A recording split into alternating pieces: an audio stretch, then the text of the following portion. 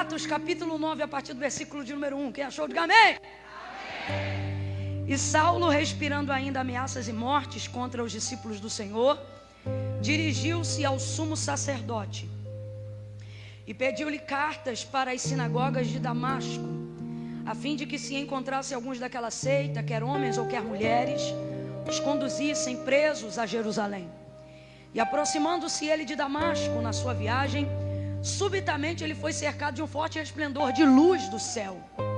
E caindo por terra ouviu uma voz que lhe dizia: Saulo, Saulo, por que me persegues? O que a voz dizia, gente? Saulo, Saulo, por que me persegues? Diga de novo: Saulo, Saulo. Só isso, só isso. Amém. E ele disse: quem és, Senhor? E respondeu o Senhor: eu sou Jesus a quem tu persegues. Versículo 6. Agora levanta-te e entra na cidade, e lá te será dito o que te convém fazer. E os homens que iam com ele pararam espantados, ouvindo uma voz, mas não vendo ninguém. Então Saulo levantou-se da terra e, abrindo os olhos, não via coisa alguma, e guiando-o pela mão, o conduziram para Damasco. E você diz amém. Senta dando glória a Deus aí. Oh, aleluia. Aleluia. Só para te contextualizar bem rapidinho, redobre a sua atenção. Redobre a sua atenção. Só para te contextualizar. Saulo é um homem que está fazendo exercício da sua cidadania romana. E você sabe que Roma é contra a igreja. Logo, ele é um agente para combater o crescimento da igreja naquela ocasião. Fora isso, ele mesmo vai confessar um pouco mais para frente que também na condição de judeu, mesmo exercendo sua cidadania e serviço em Roma, ele pertencia à classe dos fariseus, ou daqueles que zelavam pela lei com o máximo rigor. Então, numa linguagem pejorativa, não que isso que eu vou falar agora seja pejorativo, mas infelizmente o uso dessa palavra caiu para uso pejorativo de uns, 10 anos para cá, que é a palavra religioso, né? Religioso não deveria ser uma palavra que deveria ser vista com tanta coisa ruim, né? Mas infelizmente ficou, então é mais fácil para a gente entender. Então ele era extremamente religioso e extremamente criterioso quanto ao seu serviço romano. Por isso o nome que ele vai usar depois da sua conversão, que também certamente era um nome muito mais utilizado antes da sua conversão, não era o nome Saulo, era o nome Paulo. Porque Saulo é a variação do seu nome para o hebraico. Qual é a variação do seu nome para o hebraico? Vamos lá, gente, qual é a variação do seu nome para o hebraico?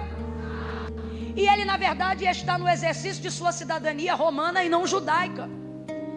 Então, por isso, obviamente, ele é muito mais conhecido como Paulo do que como Saulo. Tanto é que quando você vai ler o texto escrito no grego, não que eu leia o grego, quem me dera, mas através do estudo a gente vai compreendendo uma coisinha e outra. Quando você vai ler o texto, se você for ler no grego, você vai perceber que o nome dele não aparece traduzido de outra maneira senão no hebraico. Um exemplo para você entender: está tudo escrito no grego, no capítulo 9, bem como nos evangelhos do Novo Testamento. Está escrito no grego. Mas na hora que escreve o nome Saulo, quando Jesus o chama, Saulo, Saulo, ali não está escrito no grego e nem foi traduzido do grego para o português ou para qualquer outra língua. Ali está escrito em hebraico, não está escrito Saulo, Saulo, está escrito Shaul, Shaul, que traduzido para português seria Saul, Saul. E o que significa o nome Saul, Saul? Pedido foste a Deus. Então eu vou te perguntar, o que significa o nome Saul? Então você e eu no português a gente vai ler na tradução Saulo, Saulo, mas Jesus no encontro com ele não está chamando ele de Saulo, está chamando ele de Saul, Shaul, Shaul, que é o nome do primeiro rei de Israel E por isso há tanta carga e tanto significado nesse nome, não só na sua variação de tradução etimológica, mas no peso profético que esse nome também carrega, porque o texto diz que o Senhor não queria que o povo de Israel tivesse um rei. Quem lembra disso? Só que o povo insistiu num clamor e insistiu na intercessão com Samuel: dá-nos um rei como tem as outras nações, dá-nos um rei como tem as outras nações. E o povo começou a clamar e o povo começou a pedir. Completa aí para mim, por favor. O povo começou a pedir. Vamos lá. O povo começou a... E o povo pedia a Samuel para que Samuel pedisse a Deus. Pedia a Samuel para que Samuel pedisse a Deus. Então veja, Israel ter um rei não foi da vontade de Deus, mas visto que Deus decidiu atender o clamor do povo, o próprio Deus escolheu que rei seria a resposta desse clamor. E esse rei foi... Quem lembra? Esse rei foi... Não à toa, Saul significa exatamente o que eu acabei de lhe dizer, que é o quê? Pedido foste a Deus. Pedido foste a Deus. Guarde essa informação. O que significa o nome Saul? Então, quando Jesus não chama Paulo no caminho de Damasco, na sua conversão, pelo seu nome mais conhecido, que era Paulo, mas chama ele de Saulo, que é Saul, que é Shaul, Jesus está falando o que com ele naquele diálogo, através da interpretação do seu nome. Então eu não vim aqui fazer a minha vontade espontânea apenas. Eu vim aqui atender um pedido. Um pedido feito a... Agora a primeira coisa que você tem que pensar é o seguinte: quem pediu? Por que não chamá-lo de Paulo, de pequeno? Por que não, no encontro da sua conversão, não utilizar a variável do seu nome, que transita entre pequeno ou de baixa estatura, e no profético humilde ou menor? Por que não aproveitar que ele já estava batido, ele estava no chão? Por que não ver ele nessa condição e já não trazer um nome que combinava mais, aparentemente, com a circunstância de Saulo naquele momento, quando ele vai com o rosto em terra, cercado pelo forte resplendor de luz, que era a presença de Jesus, que foi encontrá-lo pessoalmente na entrada do caminho da porta que dava para Damasco? Por que não dizer Paulo, Paulo? Por que dizer Saulo, Saulo? Porque ele está ali para atender um pedido feito a Deus. Agora a pergunta é: quem pediu? Catuca duas pessoas aí, pergunta: quem pediu? Quem é que pede? Quem é que faz um clamor desse, gente? Quem é Saulo? Ou quem é Paulo? Alguém que está na condição de um dos mais severos perseguidores e impedimentos da igreja. Olha como é que ele vai chegando no caminho de Damasco, respirando ainda ameaças e morte contra os discípulos do Senhor. Ele acreditava que o que nós chamamos de evangelho nada mais era do que uma seita daquela época. E ele, como alguém extremamente religioso, se achava empoderado do direito de arrebentar com essa seita. Então ele vai pedir cartas de autorização para entrar em Damasco. Veja, ele está tão focado na perseguição contra a igreja, que ele vai pedir cartas, porque ele não tinha jurisdição para entrar em Damasco, onde a obra crescia. É como se ele estivesse fazendo hora extra de graça para o Império Romano. Tão focado ele está naquela missão. E aí, dentro desse contexto, por que Deus não o chamaria, porque Jesus não o chamaria na variável do seu nome, que era o nome pelo qual os romanos também lhe chamavam, que não era Saulo, mas que era Paulo, porque esse é o nome de exercício da sua cidadania romana. Mas por que então o Senhor vem e diz: Shaul, Shaul, pedido foste a Deus? Ai, irmãos, essa colocação normalmente assusta a maioria das pessoas, principalmente se você já morou ou mora numa região de alto índice de violência. Se alguém chegar perto de você e falar assim: fulano está perdido, você já sabe o que isso significa. Ou você nasceu rico de berço e nunca entendeu essa linguagem. Rico de berço, glória a Deus. Eu sou do Rio de Janeiro, e se alguém chegar para você e falar: fulano, ciclano está perdido, é a mesma coisa de dizer: está perdido, perdeu a vida, alguém o jurou, alguém o pegará, Ele pagará por algo que fez. Só que a maneira como o Senhor anuncia isso na conversão de Saulo do caminho de Damasco não é de uma maneira desesperançosa, mas é de uma maneira nova, que aponta para um novo caminho de vida. Deus está chamando ele por um nome que ele não era comumente chamado, por dois motivos. Primeiro, eu não estou te chamando pelo nome da tua reputação, eu estou te chamando pelo nome da tua origem. Eu conheço a tua essência. Todas as vezes que Deus for encontrar com você, todas as vezes que Ele quiser te dar um novo rumo e uma nova direção para a tua vida, a quantidade de seguidores do teu Instagram não vai impressionar Deus. A quantidade de métodos que você aprendeu para estabelecer contato, contratos, empresas, não vai impressionar Deus. Quando Deus chama um homem, Deus não visita a reputação desse homem, Deus visita seu caráter, Deus visita a sua essência.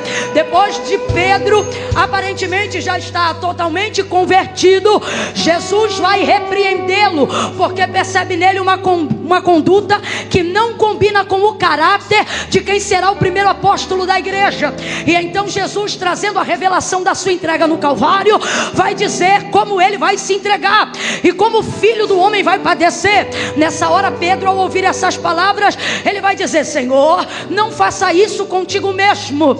E aí o Senhor Jesus vai dizer para ele: para trás de mim, Satanás, tu que me serves de escândalo. O Senhor não está falando com Pedro, está falando com o diabo que usa ele naquele momento, porque para o Senhor a essência predomina mais do que aquilo que a boca quer dizer. Você se lembra de quando o Senhor mandou Samuel ir à casa de Jessé o belemita, dizendo para ele que dentre os seus filhos ele tinha um rei voltado para a aparência, lembrando-se de Saul. Samuel vai olhar para Abinadab, para Eliabe, para Samar, e ele vai pensar: certamente está diante de mim um ungido do Senhor. Mas a voz do Senhor vai bradar no coração de Samuel e vai dizer para ele: não te atente para a aparência, não olhe para a estatura, porque eu, o Senhor, não vejo como vê o homem.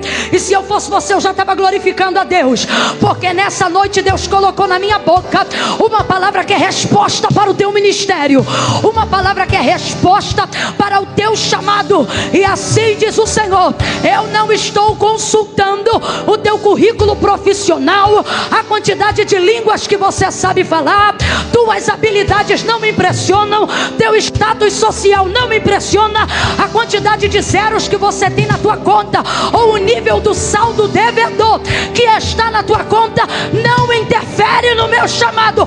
Eu, o Senhor, não me atento para a aparência, eu, o Senhor, não olho para aquilo que está em evidência, eu, o Senhor, olho o coração, a essência. A essência. Nessa noite o Espírito Santo de Deus está passando em revista.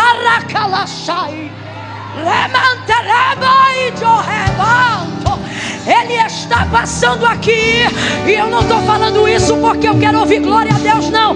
Eu estou falando porque Ele está dizendo: eu estou passando em revista corações e ministérios.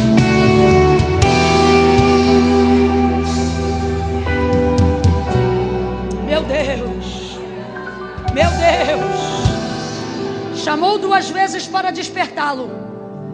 Poderia ter dito: Saulo, por que me persegues apenas 1 vez? Mas chamou 2. Chamou quantas vezes? Bora, chamou quantas vezes? Faz-me lembrar quando ele entrou na casa de Lázaro e Marta estava distraída em muitos serviços, lembra?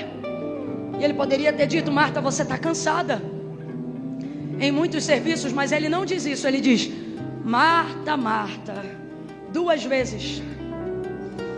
Alguém pode pensar: nossa, como Deus me prova. E na verdade você deveria sair daqui nessa noite dizendo: nossa, como Deus me chama, como Ele insiste.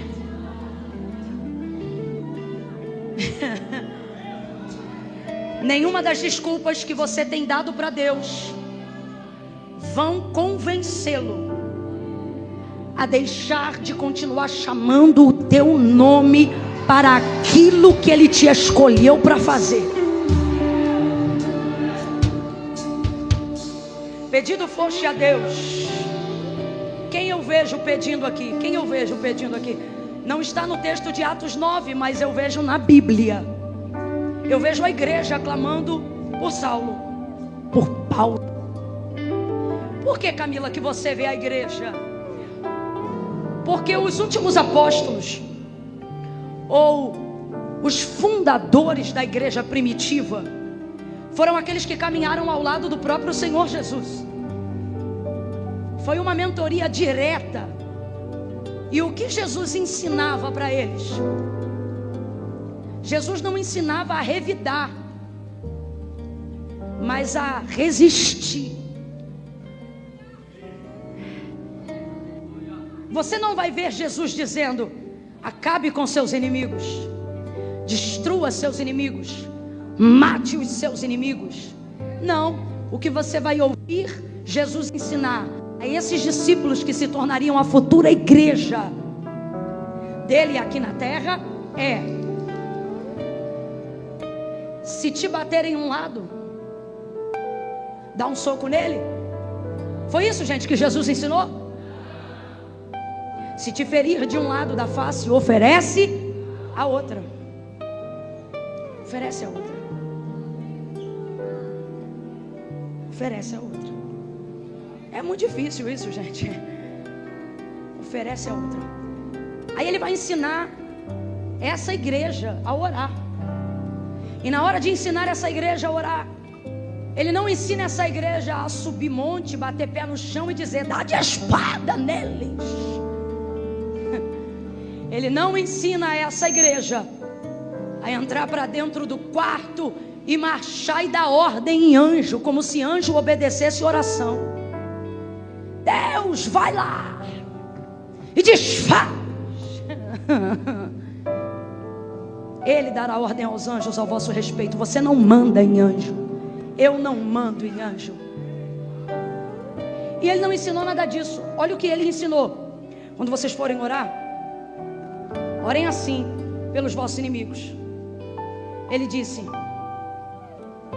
amai os vossos inimigos, intercedam por aqueles que vos perseguem.